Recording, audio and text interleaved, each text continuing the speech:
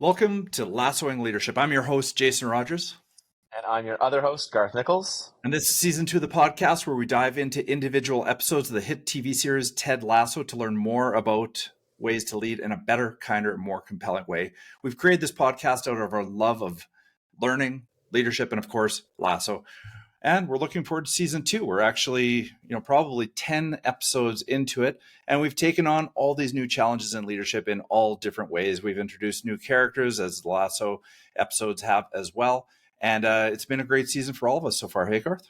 Yeah, and actually, we've introduced new characters, actual people in true. this season. So we've been trying to branch out into a few special episodes to sort of broaden our horizons and further consider, elements of leadership that we can learn from Ted Lasso and from others who share our love of the show. So as you might remember, over the course of the podcast, we've spoken to students, authors, sports psychiatrists, Great educators, all that stuff, and what leadership means to them, as well as what it can and possibly should be in today's day and age. So it turns out that Lasso and leadership obviously reaches far beyond the 30-minute television episodes. And I don't think we should be surprised. And with that, Jason, we're on to another special episode of Lassoing Leadership. Frame it up for our listeners. Hey, Garth, I don't want to offend any of our friends of Lasso, the podcast, but I am excited about today like I haven't been excited about any episode. As for some of your listeners know, I'm a huge Calgary Cavalry fan. And in fact, my family are proud season ticket holders and have been for the past 3 years. And if you're familiar with the Cavalry or Canadian soccer scene in any manifestation, you are more than likely familiar with today's guest on our show. So with that, I'm beyond excited to welcome Marco Carducci to Lassoing Leadership. Marco, welcome to our show. Thanks a lot, guys. It's an honor to be here, and I'm excited to be part of the show. Right on. And Marco, given that I've gotten to know you a little bit over the last few days, at least, I've got the sense that you wouldn't say any of these things about yourself. So Garth and I are going to do a bit of an introduction in the next few minutes here because you got a list of accomplishments I can't wait to celebrate. So let's start off. Marco is currently the captain of CPL, Canadian Premier League team, the Calgary Cavalry. All right. And with the Cavalry, Marco and the boys have won the regular season championship in the spring and fall of 2019 and 2023. Right. I was there for the 2023 celebration. That was a wild event. Had a ton of fun down on the field with my boys. Marco is also the CPL goalkeeper of the year in 2019 and 2022. He was the U17 Canadian Player of the Year in 2012 and 2013. CPL Premier Performer in 2019. He's played over 160 games as a professional soccer player. That's 160 more than me or you, Jason, combined. Totally. The three of us have, started in 160 games. So that's, quite an accomplishment for this triad. Marco has started with the Vancouver Whitecaps and various levels of Canadian national team. Most recently in 2019, pair of CONCACAF National League matches against Cuba.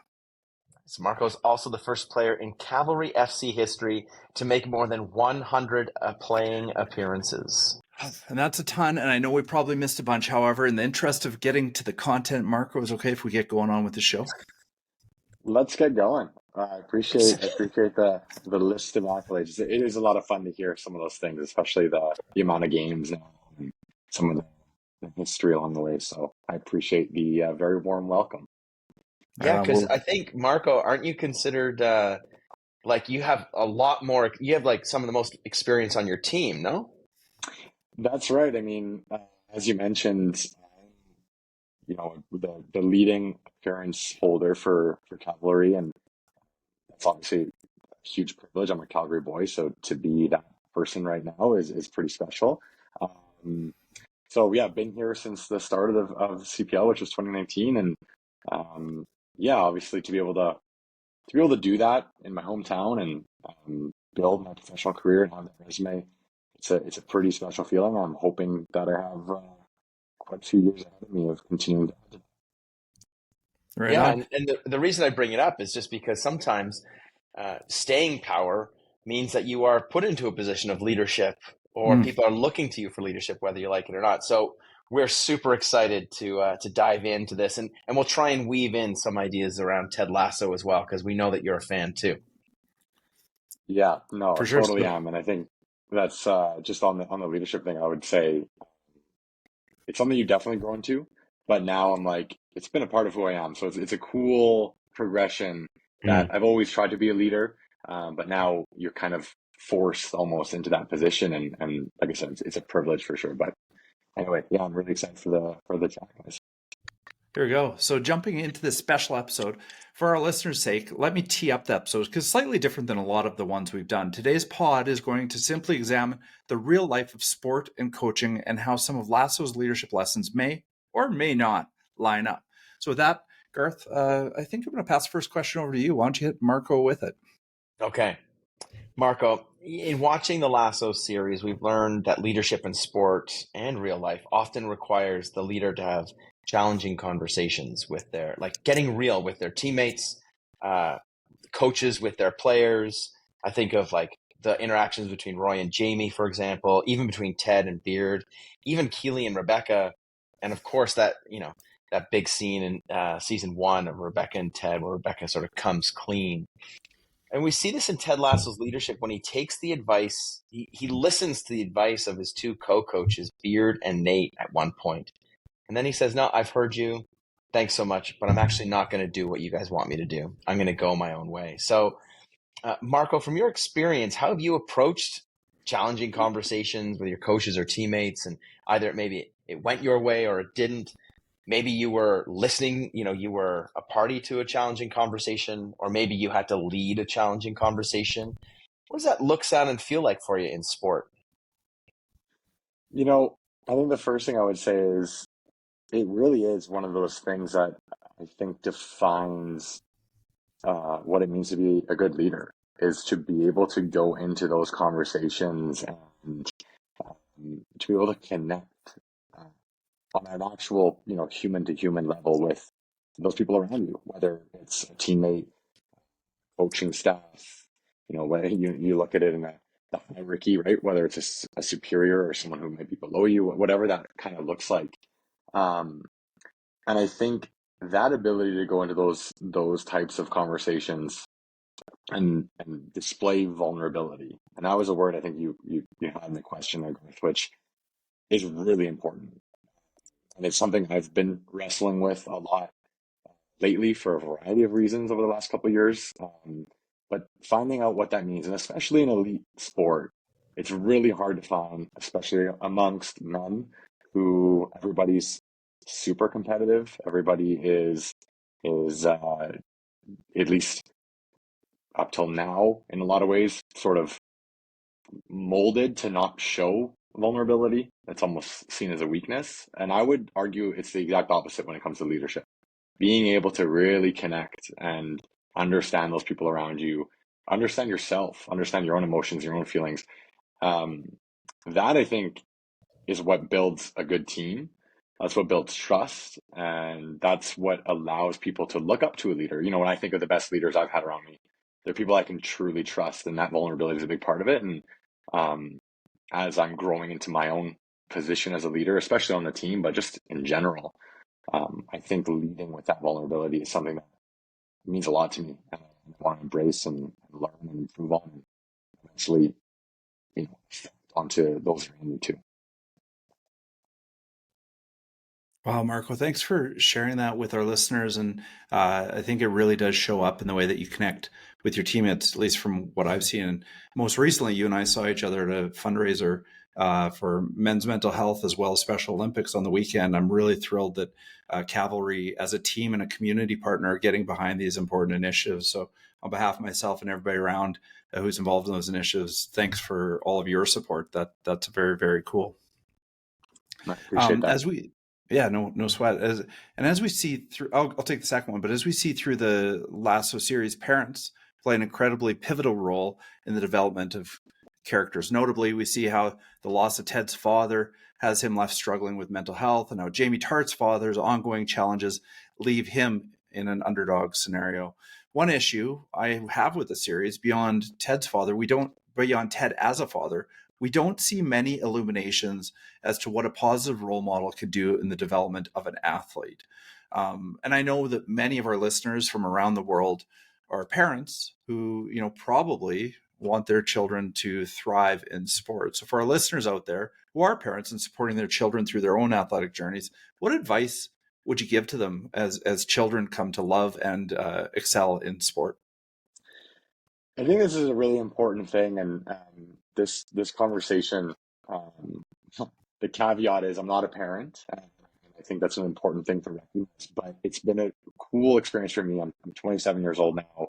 I've done some coaching along with my playing, and I've worked with younger athletes and kind of seen that dynamic now from the outside looking in as opposed to being in it. And it's such an important part of what it means for, I think, these just young aspiring athletes, is to have that positive influence. And like you said, I think when it goes back to the show with Ted Lasso, you see the variety of forms it takes almost in a negative way, and that is a reality. I think that's a reality. And I mean, I looked at, I'll go back to my own experience. My dad was a really pivotal part of me becoming the athlete that I've become. He was my coach for a very long time. He, up to this day, kind of is my coach from time to time. Maybe I don't love that as much, but we still have great conversations about games and what we're doing and all that. And but that passion, that leadership, and all of the time and sacrifice he put in for me was so important to me. But I think, and still is, like, to this day, I could never really thank him for all that time and effort he put in to just to help me. But I think one of the things that was really important is that he was still my dad and still is my dad. And I needed a dad a lot of the time. And I think he recognized when I needed a dad as opposed to when I needed a coach. Yeah. And now as like I said, from the outside looking in, of course, parents want the best for their kids, especially when their kids are passionate and they really do want to succeed. And striking that balance, I think, is really, really key because, I like to think if I'm a parent one day, I'm going to want to do all that I can to help my child succeed. But at the end of the day, I think, oftentimes we see it go in the negative direction where it's too much pressure. It's too much, as if it's the parent's career when it's really just the kid. And especially at a young age, I think that's a really important piece, that it's like, I was super competitive and it was a huge part of me becoming successful. And I'm grateful for those opportunities. I'm grateful for all of those things. But when you're a 12-year-old or even 15, 16-year-old, like, first and foremost, sport has to be fun. It has to be an enjoyable experience. And the second you start to lose that, it doesn't matter how good, how naturally talented, how committed you are. I think the second we lose that fun and that enjoyment, it's a dangerous place to be. I think parents have a really big role to ensure, one way or another, that they're supporting their child in the way they need to be supported. But they're a parent at the end of the day. And like I said, there were times when my dad did push me hard when I think about our own experiences, but he knew that it's what I wanted. And I think he might be able to admit that when it went a bit far, okay, we'd take the foot off the gas, and then I'd be like, all right, I just need to not think about the fact that I didn't play well this game or whatever it might be. But that was a balancing act, and that was also a collaborative approach. It wasn't just a parent overseeing the child and forcing that on them. I think it has to be something that, again, at the end of the day, it has to be fun. It has to be enjoyable. And there's a lot of ups and downs in life. Sport, I think, really magnifies those ups and downs. And at the end of the day, having that great support system is just so important. I think it starts with the parent. Nice. Yeah, I've been really interested in this for quite some time. I'm a parent to two incredible young boys, and I really love because I coached my oldest for about 6 years playing baseball. And I really love what you say about parents needing to be parents first and coaches second. Love that too. And that's a tough line to walk sometimes, Yeah. But I don't know. Maybe I'll have my son on here sometime and he can give you the verdict. But Yeah. the other thing that you said was really interesting too. Like, I'm seeing a rise in what I would call like the professionalization of youth sport. That if you want to become a professional, you've got to commit so early. And that, people are using the language of like an elite athlete at 8 years old or a professional 11-year-old European football player. And these sort of fly in the face of what we know to be true about childhood. It's got to be fun first. Yeah. I mean, if you've read Andre Agassi's book Open, or if you hear some professional athletes talking, it's like the variety of sports gives you that. So I really appreciate that.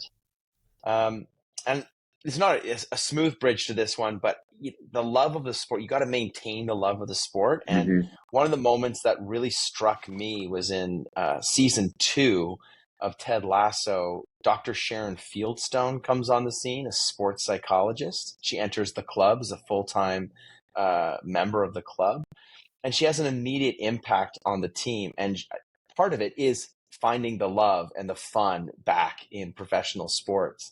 And I'm wondering, Marco, maybe Calgary has one, maybe when you played for Canada, what is a role that a sports psychologist can or maybe has played in your life as a professional athlete, or what might that role play for a professional athlete in your opinion, like as a leader, to help you lead? Yeah. Well, I would say right off the bat with Cavalry, we're very fortunate that we do have access to, honestly, a world-class sports psychologist, and she's someone who comes in and provides I think I call it a service almost to us as athletes. But one thing we really kind of adopted over the years was we made it an opportunity for the staff to work with that professional, and also the leadership group. I say cool. group because it is a group of us, and I think when it comes to the mental side of the game and sports psychology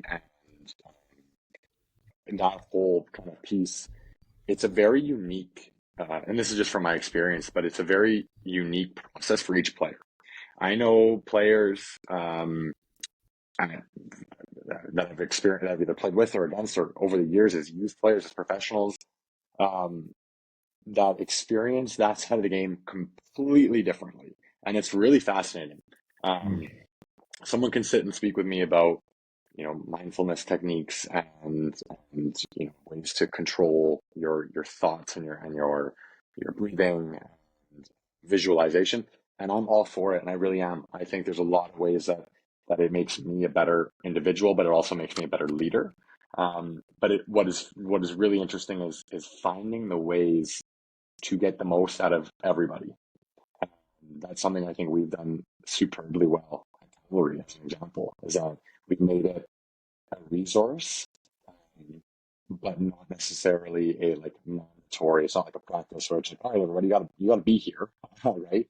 It's like we have this, because I know guys who, even myself included, sometimes just switch off after a game. For example, I don't need to relive it. As a quick little anecdote, there's times where at the end of a game, someone will come up to me and go, "Hey, what happened in this moment here exactly?" And I'm like, Yeah. I don't know. It was a blur. Like 90 minutes of being so switched on, and obviously in the moment you're so tuned in that sometimes as soon as it finishes, I'm like, listen, guys, I need to watch the footage because I can't remember a thing. Like it just happens, and you're so tuned in. Whereas others are like, have this minute detail of every single moment. Some will go home and watch the game immediately. It'll be 1 a.m. and they'll watch the game over. And I'm like, you know what? I'll watch the clips I get sent from our video coach and I'll be happy with it. It's a bit of a tangent there, but I think the point is that there's so much value in that, especially at the professional level. You get to a point where, most players, most teams, everyone's good, to put it simply. Yeah. Everybody prepares well. Everybody wants to win. I think that's something you hear a lot. It's like, oh, you have to have this desire to win or to be better. And I'm like, no one's a professional unless they want to win. It's as simple as that. I've never gone into any single game where I haven't wanted to get a clean sheet as a goalkeeper or win the game. It's as simple as that, right? Those intangibles of like, well, how are you prepared? How are you approaching the game? That goes to the coaching staff and the tactics and all that and the preparation. But those little extras, I think, are so key. And it's something that we've really invested in. And like I said, the crucial part is finding what works for each individual. Taking it back to leadership and looking at Lasso, for example, those conversations that the different characters have with Dr. Sharon are entirely different in a lot of cases, right? Or the relationship alone is different. And I think that's a good model for just leadership in general. So it's really cool to see how they've implemented that in the show and how it certainly applies in real life. I love that.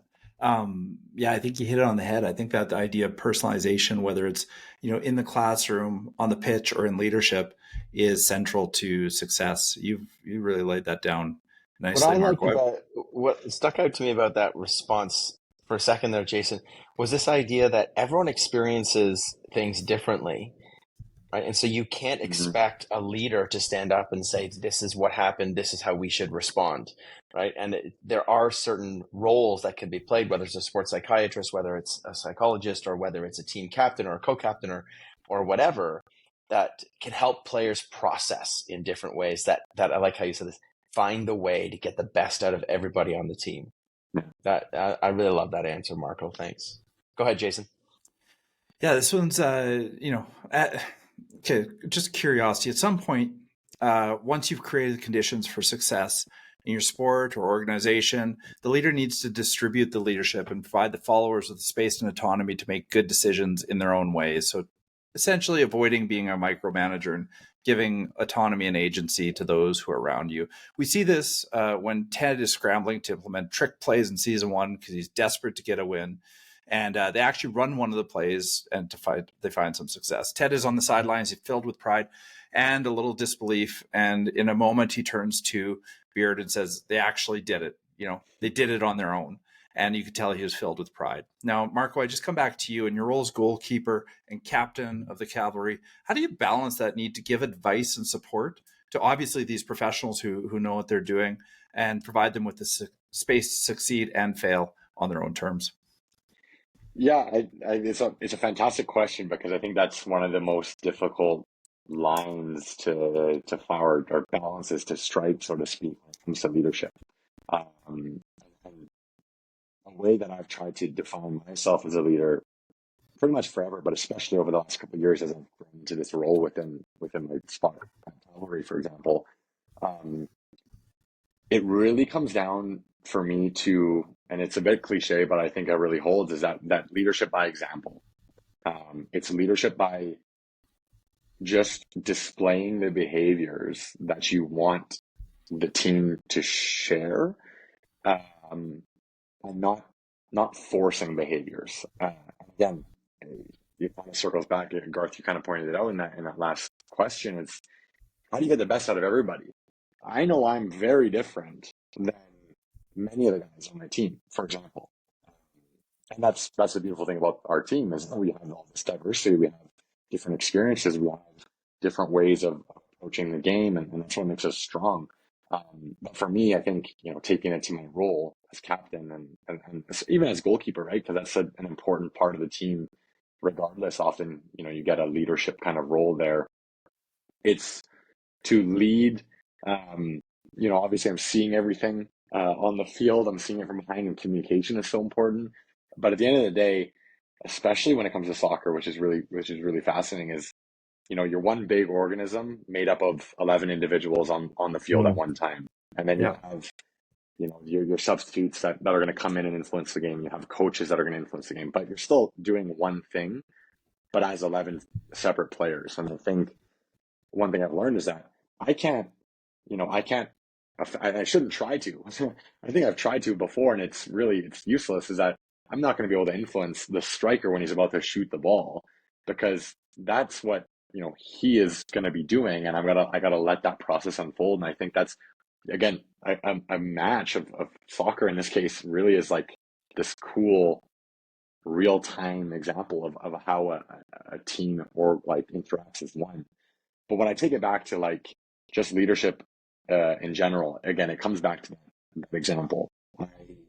Even now, we're at the beginning of our season, we're in preseason now, and there's been some new players coming in, and we've obviously getting back up to speed. We've been able to keep a lot of the team, which is super exciting.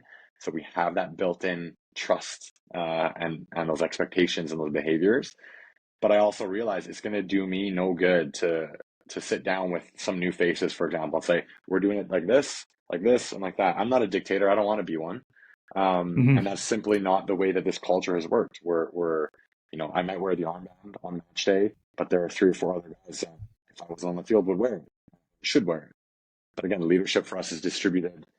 Everybody, I think, just finds the way just to influence others, not control others, but influence others. And I think that's the way I've approached it, is that I don't need to come in every day and say, hey guys, I get here 30 minutes early and therefore you have to too. No, I just like doing that. So I'll be here early. I'll prepare myself the way I need to prepare. I'll have my coffee, my breakfast a bit earlier than other guys. I'll be in the gym a bit. If you don't need to and you're ready, but you're still there on time and you're still performing and you're getting the best of yourself and we're allowing that, I don't need to do anything else. I just need to say, great, let's keep doing the thing.